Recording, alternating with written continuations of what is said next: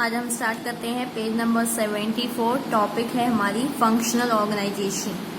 Meaning, functional structure of an organization means grouping together the entire work into various department and interesting these department to experience specialist.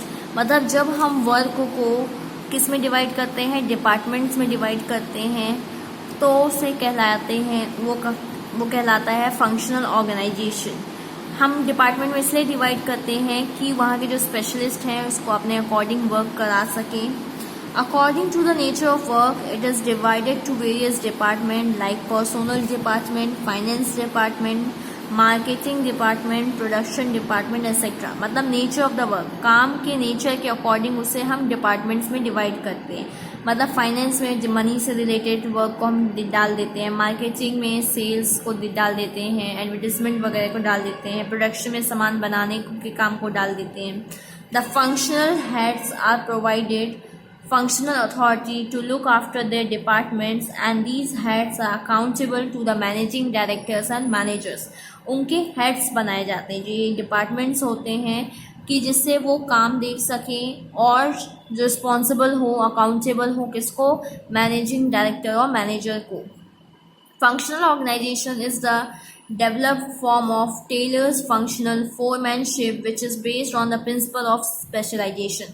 Functional organization किसके base पे बनाया गया है? Taylor के functional foremanship concept पे बनाया गया है, जो किस पे फोकस करता है? प्रिंसिपल ऑफ स्पेशलाइजेशन पे। मतलब कि काम कैसा होगा? अच्छा होगा, स्पेशलाइज्ड वे में होगा।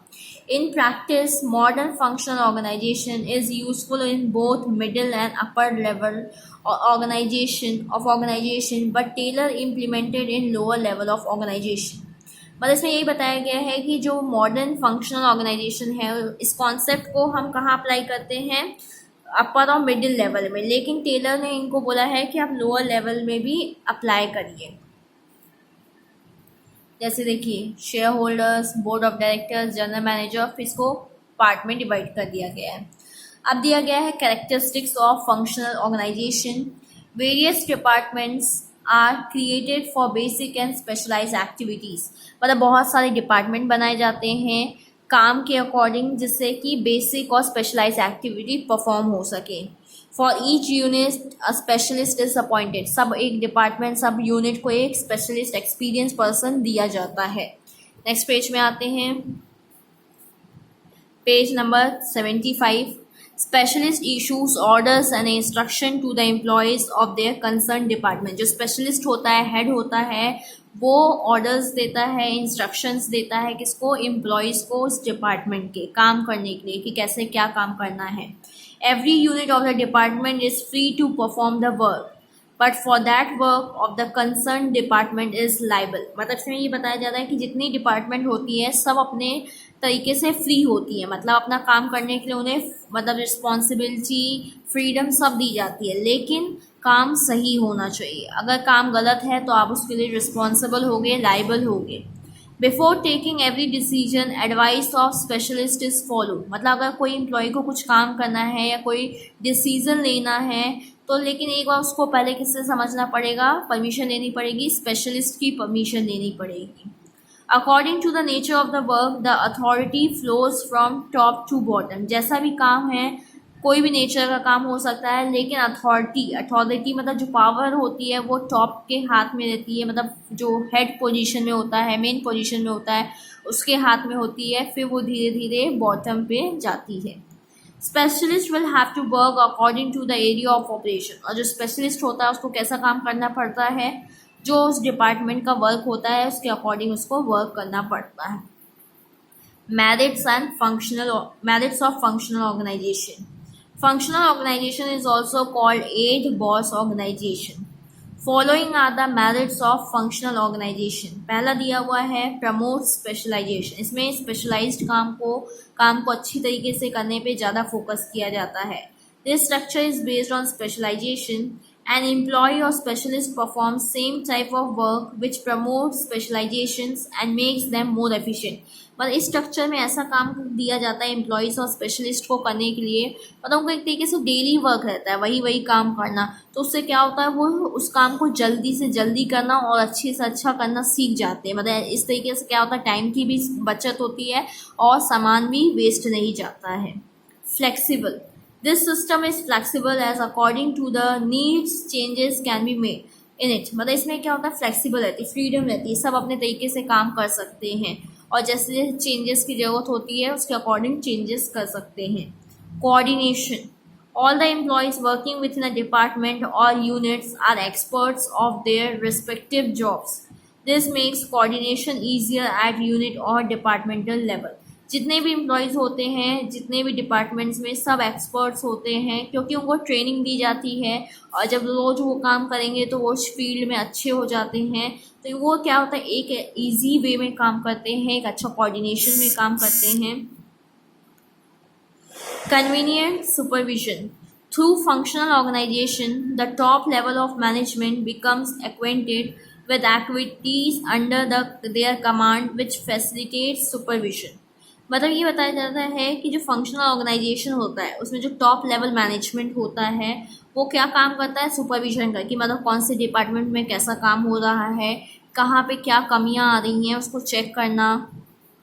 Promotes research, in this system efficient employees are appointed and advices are taken from experts or specialists which promote research and innovation। इसमें ये बताया जा रहा है कि ऐसे एम्प्लॉयज़ को रखा जाता है काम में, उनसे एडवाइस ली जाती है, स्पेशलिस्ट पर्सन एक्सपर्ट्स को बुलाया जाता है जिससे वो क्या कर सके रिसर्च कर सके और इनोवेशन कर सके, नई नई चीज़ें बना सकें, इंफॉर्मेशन कलेक्ट करके ला सकें।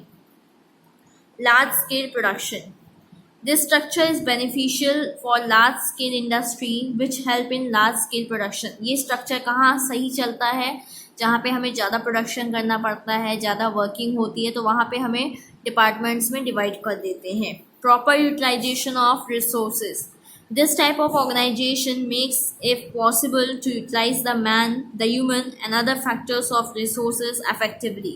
इस टाइप के ऑर्गेनाइजेशन में सामान का यूज़, ह्यूमन का यूज़ बहुत अच्छी तरीके से किया जाता है क्योंकि सबका काम डिवाइड होता है डिपार्टमेंट के अकॉर्डिंग, तो एक तरीके से और लोग रोज वही वही काम करके स्पेशलिस्ट हो जाते हैं, उस फील्ड में अच्छे हो जाते हैं, तो समय भी बचता है और सामान भी वेस्ट नहीं होता है।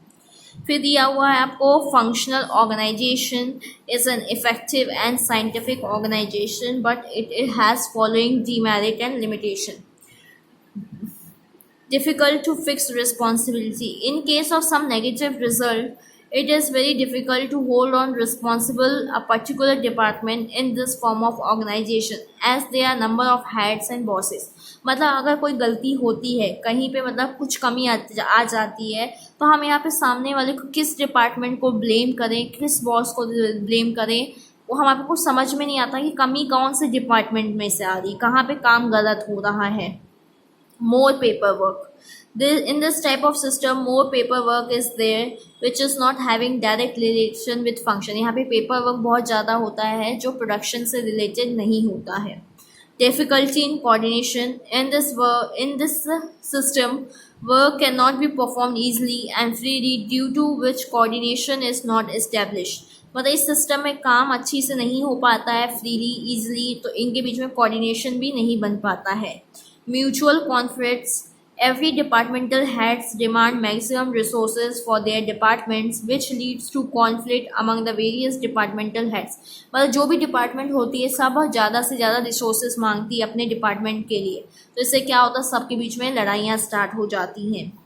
Obstacle in complete development, this system is an obstacle in the way of complete development of the employees। Each employee specializes only in a particular part of the whole work. मतलब इसमें बोला है कि जो employees होते हैं वो नई चीज़ें नहीं सीख पाते हैं, सिर्फ एक ही काम को वो रोज करते रहते हैं, तो एक ही चीज़ में वो स्पेशलिस्ट बन जाते हैं और कुछ अलग चीज़ें नहीं सीख पाते हैं। Evaluation of work, this system is very complex so it is not easy to evaluate the performance of work done by the employees. ये सिस्टम बहुत कॉम्प्लेक्स होता है, बहुत कॉम्प्लिकेटेड होता है, इसीलिए इसमें हम एम्प्लॉयज़ कैसा काम कर रहे हैं उसको मेजर इवैल्यूएट नहीं कर पाते हैं। नेक्स्ट पेज में आते हैं। नेक्स्ट हमें दे रखा है divisional organization. When a big organization is divided into small administrative units for managing effectively, it is called divisional organization. जब ऑर्गेनाइजेशन बड़ी ऑर्गेनाइजेशन को छोटे छोटे यूनिट्स में डिवाइड कर दिया जाता है कि जिससे वो अच्छी से मैनेज हो सके, तो उसे हम कहते हैं divisional organization. The divisional structure of the organized is grouping of activities or departmentalization on the basis of product line, area and product. इसमें कैसे डिपार्टमेंट बनाया जाता है? On the basis of product line, मतलब कौन सा प्रोडक्ट बना है उसके अकॉर्डिंग डिपार्टमेंट क्रिएट किए जाते हैं। The responsibility for production of each product can be fixed on production manager. यहाँ पे जो जितना भी प्रोडक्शन का काम होता है, जो भी प्रोडक्ट बनाना है, तो उसको प्रोडक्शन मैनेजर को दिया जाता है।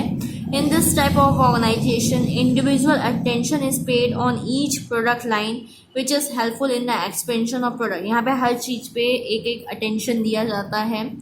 Basis of divisionalization. Divisional structure organization can be in three forms. Divisionalization on the basis of product, divisionalization on the basis of geographical situation, on other basis based on forms of enterprise. पहला दिया है product divisionalization in organization structure when for different types of products separate departments are established is called as divisionalization. मतलब जब product के according हम different department बनाते हैं तो उसे कहते हैं product divisionalization. In this type of divisionalization more attention is paid towards production of product. इसमें क्या होता है, ज़्यादा ध्यान हम किस कहते हैं, प्रोडक्ट के बनाने में ध्यान देते हैं। This process can be made in the following diagram. ये आपको डायग्राम के थ्रू एक्सप्लेन किया गया है। बाकी की टॉपिक हम नेक्स्ट डे पढ़ेंगे। Thank you.